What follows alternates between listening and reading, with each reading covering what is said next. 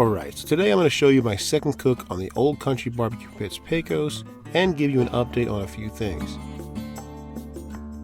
Now, in my last video I showed that I put a lava lock gasket on the underside of the cook chamber door, but was still having some leakage from gaps inside the cooker.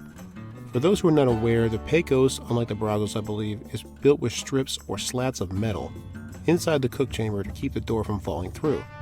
The problem here is that 1, they only spot weld these pieces, and 2, if they are bent and the welds are sloppy, which in my case I got both, you are left with gaps, sometimes big gaps where the heat and smoke can easily escape, even with the door closed and a gasket installed. Now, the smaller leaks can be sealed up with some food safe sealant like this RTV 450, but not on the larger ones as I found out.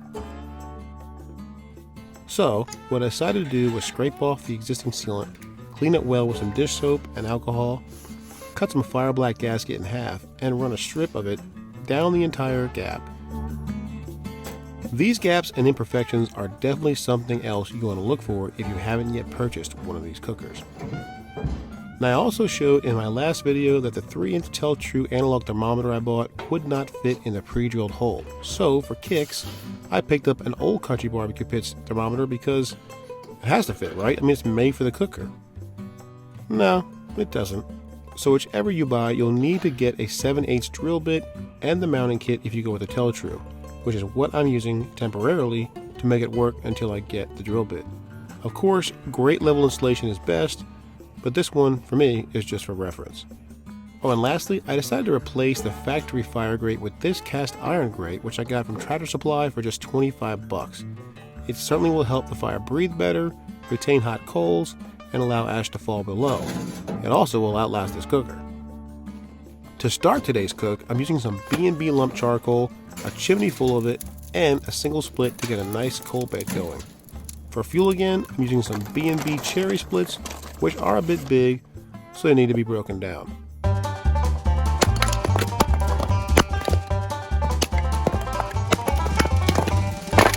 Supposedly, these B&B splits are kiln dried, and some folks tell me that means that it's less smoke flavor.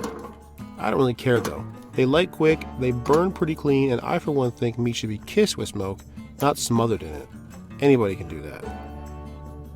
Before I get to the cook, I wanted to run a test with probes on either side of the cook chamber to see how different the temps were at grate level. As you can see, while the pit came up to temp, these temperatures were different by about 20 degrees right to left, with the hot side being at the firebox, which makes sense. I know this can vary, but it's not that bad, not bad at all. Now, on the recommendation of some viewers and other users of this cooker, I'm going to drop in the old fire grate and use it as a tuning plate. I'm not sure which way you're supposed to put it in here, but it seems to me it fits best upside down. Alright, so surprisingly, using the old grate as a tuning plate has increased the difference by about 50 degrees, right to left, with the hot side now being at the stack. Crazy. Some folks told me that you need to adjust the old grate a bit until you find the sweet spot. I don't know though, I think I can happily live with a 20-degree difference. For this cook, I just decided to leave it in place. Speaking of cook, I decided to do something simple today.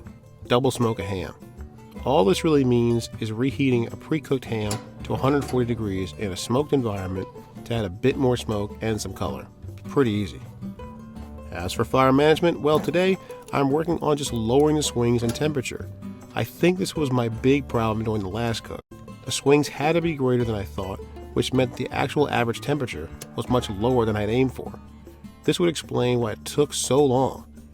Now, every cooker has swings, even charcoal smokers and pellet grills, believe it or not. But in offsets, they are greater. Today I'm just trying to slightly overshoot my desired temp and catch it as it descends to keep those swings small as possible so the average temp will be where I want it. And this is a good cook to experiment on because all I'm doing is reheating the ham.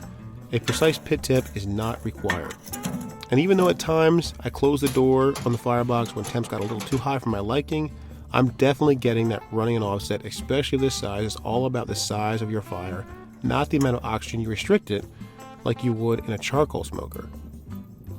In the end, the ham turned out great, nice color too. And I must say, I think I'm getting the hang of this thing. But before I get to that brisket, I do have one more test to run. Y'all stay tuned. Thanks for watching. Man, that video was awesome. You should like it. And you know what? There's another video right here you can click on to watch that one too. Don't forget to subscribe.